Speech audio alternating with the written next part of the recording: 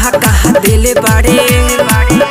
अरे तो हमर के बाड़े कमजोर देखी के अब तना जोरे जोरे जोरे जोरे जोर मोहकता तोरे तोरे तोरे नहाले बजोरे जोरे जोरे मोहकता तोरे तोरे तोरे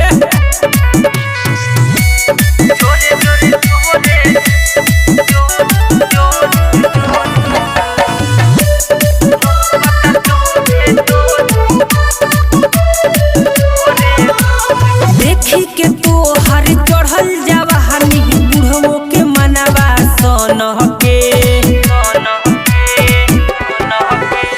देखी के तो हर चढ़ल जवानी बुढ़वो के मनवा सन के। होठ लाले लाल बटे उम्र 16 साल बटे। अरे होठ लाले लाल बटे उम्र 16 साल बटे। मजा मारे में जियान कहिले तो साझे से बिहान कहिले।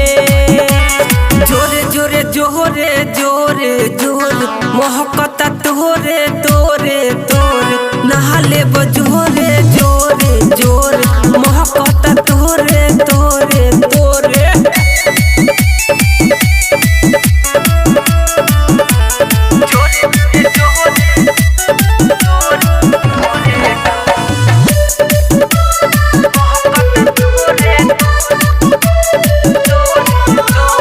नहाच के नहतनिया हो बोल जनू बोली।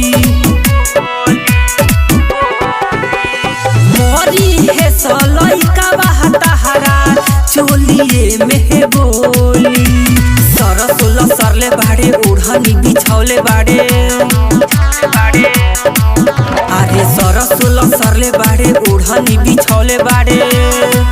सोनू प्रेमी के बोलवले बाड़े मंटू माही के बोलवले बाड़े। जोरे जोरे जोरे जोरे जोरे मोहकता तोरे तोरे तोरे नहाले बजोरे जोरे जोरे मोहकता तोरे तोरे तोरे। Recording by Aryan Recording Studio, Kuchai Kot।